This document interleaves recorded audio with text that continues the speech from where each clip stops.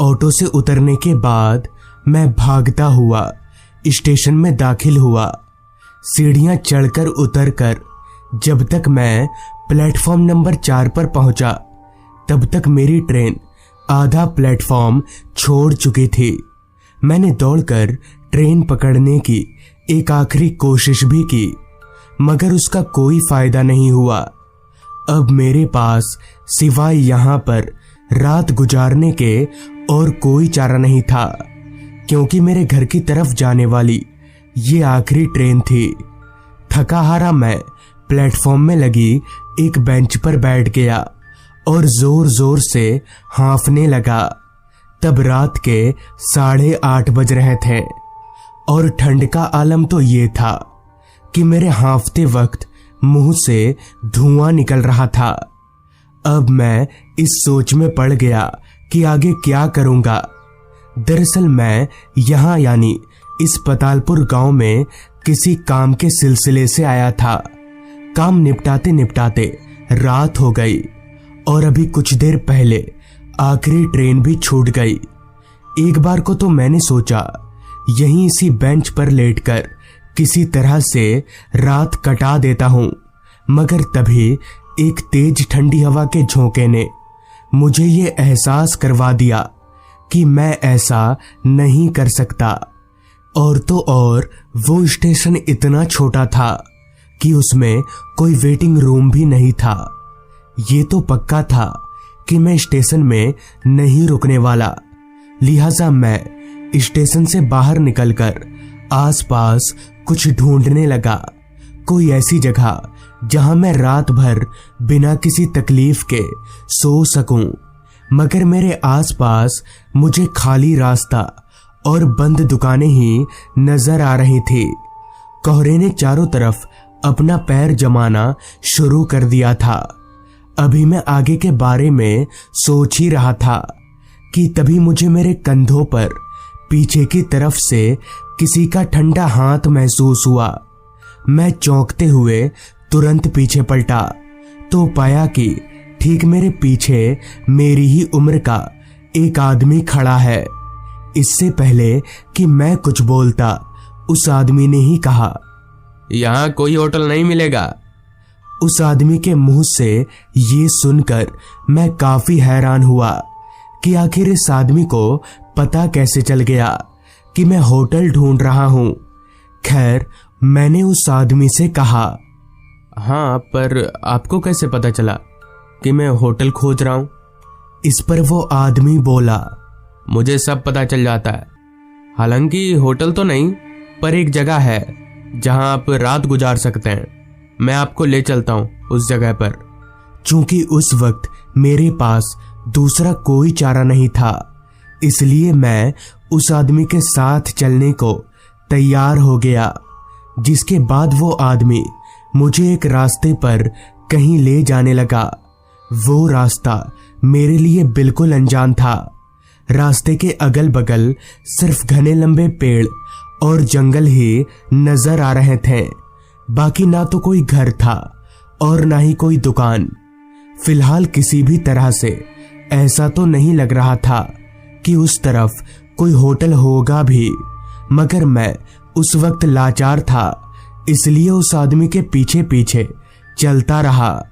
कुछ देर ऐसे ही चलते रहने के बाद रास्ते से थोड़ा हटकर मुझे एक 2 मंजिला इमारत नजर आने लगी। तभी मेरे आगे चल रहे उस आदमी ने मुझे उंगली के इशारे को उस इमारत की तरफ दिखाते हुए मुझसे कहा, यही है वो घर, आप यहाँ रात भर रह सकते हैं। मुझे उसी वक्त भाड़े की बात कर लेना ठीक लगा। फिर जब मैंने उस आदमी से भाड़े के लिए पूछा तो उसने कहा, जी, हम किसी से भाड़ा नहीं लेते, बस हमारा एक नियम है, अगर आप एक बार इस घर में अंदर चले गए तो कल सुबह से पहले बाहर नहीं निकल सकते। मैंने सोचा कोई बेवकूफ ही होगा जो इतनी ठंड में बाहर निकलेगा। ऊपर से मुझे मुफ्त में रात गुजारने की जगह मिल रही थी, जिस वजह से मैंने बिना कुछ सोचे समझे उस आदमी को हाँ बोल दिया। थोड़ा और चलकर हम लोग उस घर के नजदीक पहुंचे। घर की हालत ना तो बहुत ज्यादा अच्छी थी और ना ही काफी ज्यादा बुरी, मतलब ये कि रहने लायक था। फिर उस आदमी ने घर के दरवाजे पर लटक रहे ताले को खोला और हम दोनों घर के अंदर गए। घर के अंदर पूरा अंधेरा ही अंधेरा छाया हुआ था, जिस पर मैंने उस आदमी से पूछा, यहाँ इतना अंधेरा क्यों है? तो इस पर वो आदमी बोला, लाइट नहीं है यहाँ पर। खैर, जैसे तैसे वो आदमी मुझे एक कमरे में ले गया और बोला, आप आराम से यहाँ पर सो जाइए, मैं बाहर ही बैठा हूँ। अगर कोई दिक्कत हो तो मुझे एक बार आवाज लगा दीजिएगा। इतना बोलकर वो आदमी उस कमरे से बाहर चला गया। उसके जाते ही मैंने दरवाजा बंद किया और चुपचाप कमरे में लगी पलंग पर जाकर लेट गया। तभी मैंने एक अजीब बात नोटिस की। मैं 4 दीवारी और एक छत के अंदर सोया हुआ था, मगर फिर भी मेरे शरीर पर इतनी तेज हवा लग रही थी जैसे मैं खुले में सोया हुआ हूं। लेकिन ऐसा क्यों हो रहा था? कमरे में जो एक खिड़की थी वो पहले से ही बंद थी। दरवाजा भी मैं बंद करके सोया था। खैर, पलंग के एक ओर पड़ी रजाई को उठाकर मैंने अपने मुंह तक ओढ़ लिया। तब कहीं जाकर मुझे थोड़ी गर्मी आई, मगर नींद उसका अभी तक कोई अता पता नहीं था। बहुत देर तक रजाई के अंदर होने की वजह से मुझे घुटन सी होने लगी, इसलिए मैंने अपना सिर बाहर निकाल लिया। तो जैसे ही मैंने अपना सिर बाहर निकाला, तभी मेरी नजर मेरे सर के ऊपर एक बहुत ही घने पेड़ पर गई। मैंने तुरंत अपने आसपास देखा तो मैं दंग रह गया, क्योंकि अब मैं किसी कमरे में नहीं बल्कि खुले आसमान के नीचे सोया हुआ था। तभी मैंने महसूस किया कि मैं किसी पलंग पर नहीं बल्कि एक मिट्टी के टीले पर लेटा हुआ हूं।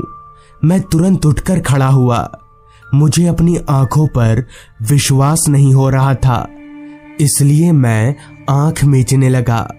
और जब आंख मीचकर जैसे ही दोबारा आंख खोला तो मेरी हैरानगी की कोई सीमा ना रही, क्योंकि मैं उसी कमरे में था। सब कुछ पहले जैसा नॉर्मल हो चुका था, मगर मैं इतना तो समझ ही गया था कि यहाँ कुछ सही नहीं है। लिहाजा मैं उस कमरे का दरवाजा खोलकर बाहर निकला और हॉल में आकर उस आदमी को ढूंढने लगा जो मुझे यहाँ लेकर आया था, मगर मुझे वो आदमी हॉल में कहीं पर भी नजर नहीं आ रहा था। अब मुझे पूरा यकीन हो चुका था कि जरूर दाल में कुछ काला है, जिस वजह से मुझे उसी वक्त वहां से निकल जाना ही बेहतर लगा और मैं वापस अपने कमरे में सामान लाने चला गया। सामान समेटकर मैं जैसे ही कमरे के दरवाजे पर पहुंचा, तभी अचानक मेरे सामने वही आदमी आकर खड़ा हो गया, मगर अब उसका चेहरा पूरी तरह से बदल चुका था। उसकी आंखें पूरी तरह से काली पड़ चुकी थी और चेहरे पर किसी धारदार खंजर के निशान थे। उस आदमी के हाथ में भी एक धारदार खंजर था और वो लगातार मेरी ओर बढ़े आ रहा था। मुझे समझ नहीं आ रहा था कि अब क्या करना चाहिए। उस वक्त पर मेरा दिमाग पूरी तरह से ब्लैंक हो चुका था, मगर तभी मेरी नजर उस कमरे में लगी कांच की खिड़की पर गई।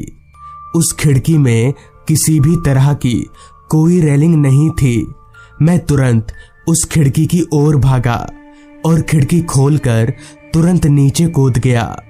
हालांकि थोड़ी बहुत चोटें आई, मगर उस वक्त मेरे पास उतना वक्त नहीं था कि मैं बैठकर चोट सहलाऊं। लिहाजा मैंने वहां से दौड़ लगा दी। भागते वक्त मैंने एक दफा पीछे पलटकर भी देखा, लेकिन वहां ना तो वो घर था और ना ही वो आदमी। दौड़ते दौड़ते मैं सीधे स्टेशन पहुंचा। पूरी रात किसी तरह से स्टेशन में ही गुजार दी। हालांकि मुझे तब भी डर लग ही रहा था कि कहीं वो आदमी यहाँ फिर से ना आ जाए, इसलिए मैं स्टेशन मास्टर के कमरे में चला गया। वहां जाकर मैंने स्टेशन मास्टर को सारी बात बता दी, जिस पर उन्होंने बताया कि वो आदमी एक चोर हुआ करता था।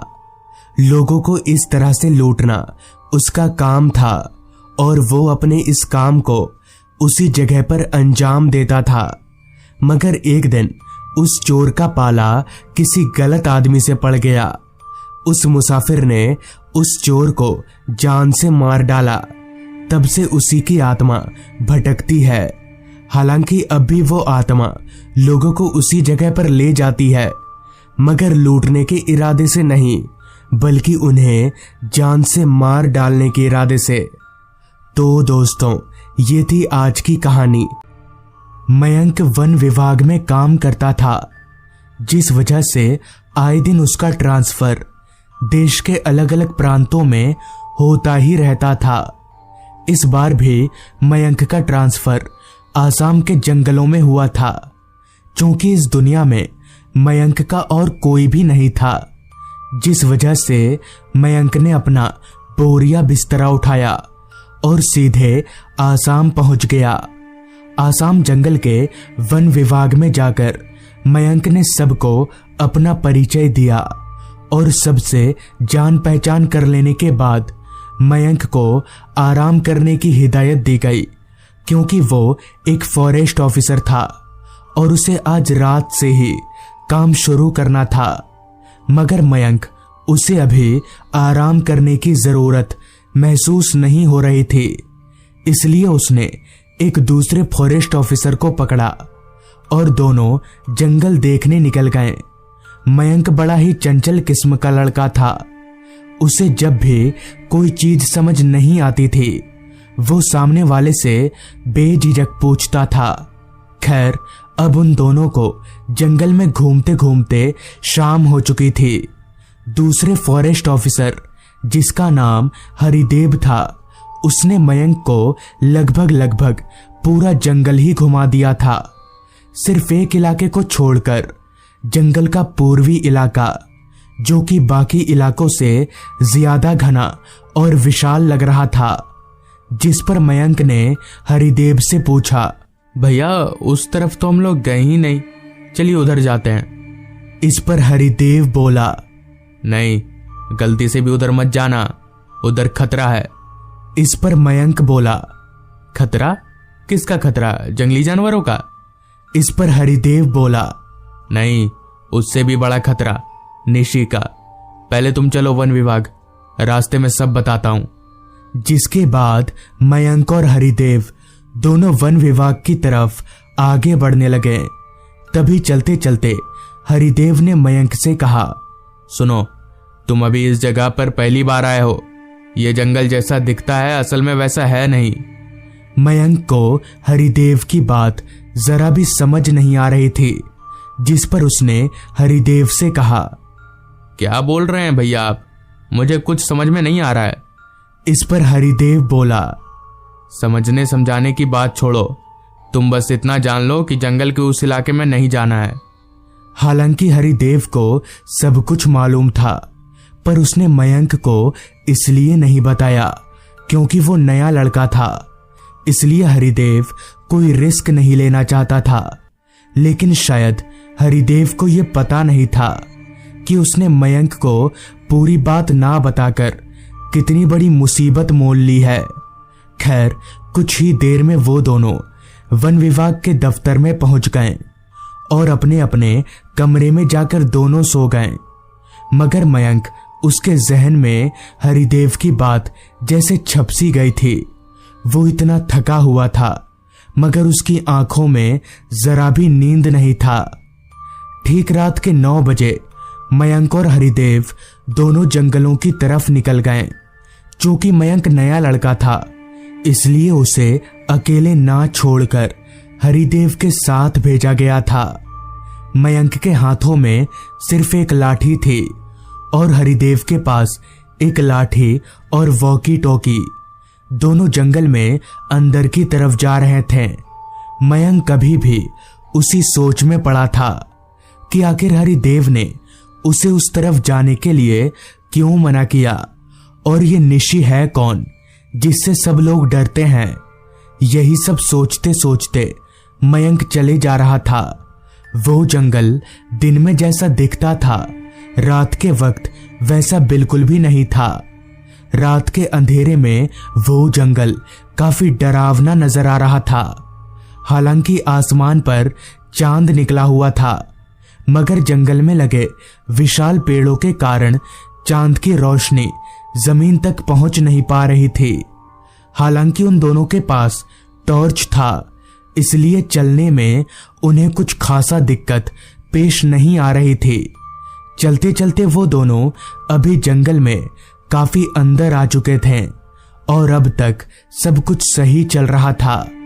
तभी मयंक ने एक बार फिर हरिदेव से कहा, भैया बताइए ना, कौन है निशी, और कोई जंगल के उस तरफ क्यों नहीं जाता? इस पर हरिदेव ने मयंक से कहा, चुप चुप चुप चुप हो जाओ, रात में उसका नाम मत लो, कल सुबह सब बताऊंगा। अभी हरिदेव ने इतना कहा ही था कि तभी उन दोनों को किसी छोटी बच्ची के रोने की आवाज आने लगी। आवाज सुनकर मयंक एकदम से चौंक उठा और उसने हरिदेव से कहा, भैया आपको कोई आवाज आ रही है क्या? कोई रो रहा है ना? इस पर हरिदेव बोला, उस आवाज पर उतना ध्यान मत दो, ये आवाज रोज आती है। मयंक को अब सब कुछ बड़ा अजीब सा लगने लगा था। आखिर कोई किसी बच्ची के रोने की आवाज को नजरअंदाज कैसे कर सकता है? हो सकता है वो बच्ची किसी मुसीबत में हो। यही सोचते हुए मयंक उस आवाज को गौर से सुनने लगा ताकि वो ये जान सके कि आवाज किस ओर से आ रही है। कुछ देर तक उस आवाज को गौर से सुनने पर पता चला कि वो आवाज उसी तरफ से आ रही है जिधर हरिदेव ने उसे जाने से मना किया था। मयंक को बड़ा अजीब लगा कि आखिर इतनी रात गए जंगल में कौन रो रहा होगा, मगर मयंक को उस रोने वाले की चिंता भी हो रही थी। लिहाजा मयंक उस आवाज की तरफ 2 कदम आगे बढ़ा। अभी मयंक उस आवाज की तरफ आगे बढ़ा ही था कि तभी पीछे से हरिदेव ने उसे टोकते हुए कहा, रुको मत जाओ, ये उसकी चाल है। मगर मयंक ने उसकी एक नहीं सुनी और वो उस तरफ जाते हुए बोला, आपको नहीं जाना तो मत जाओ, वहां किसी को मदद की जरूरत है, मैं जा रहा हूं।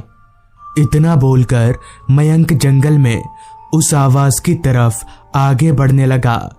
जंगल का वो इलाका बाकी इलाकों के मुकाबले बहुत ज्यादा घना था। ऐसा लग रहा था जैसे बहुत सालों से वहां कोई आया ही नहीं हो।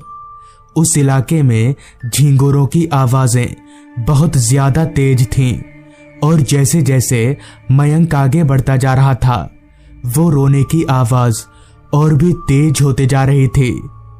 टॉर्च को इधर उधर घुमाते हुए अभी मयंक आगे बढ़ ही रहा था कि तभी उसे अपनी टॉर्च की लाइट में एक पेड़ के नीचे कोई बच्ची बैठी हुई दिखी।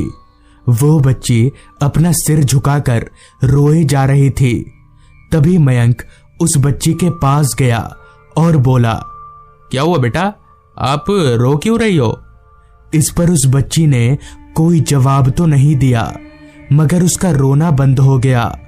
मयंक ने दोबारा पूछा तो इस बार उस बच्ची ने अपना सिर ऊपर उठाया और मयंक की तरफ देखते हुए बोली, भैया वहां पर किसी की लाश पड़ी है।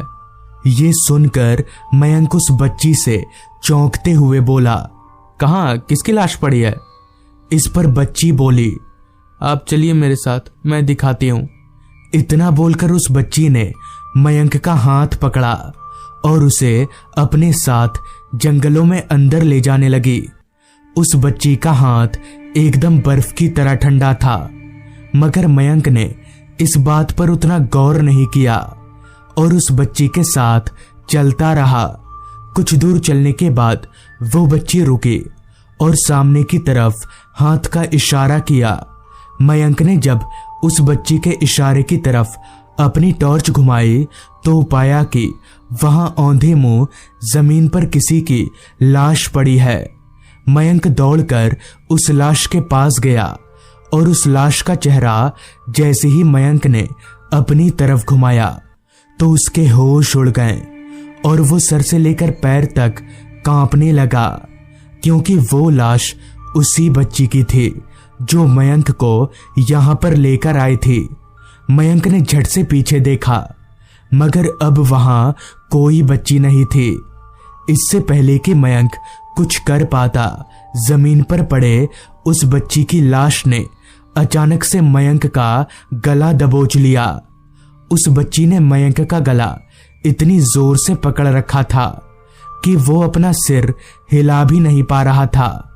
अभी मयंक मरने ही वाला था कि तभी हरिदेव 4-5 लोगों को लेकर वहां पहुंच गया और उनके आते ही वो बच्ची हवा में धुआं हो गई और ऐसे मयंक की जान बच गई।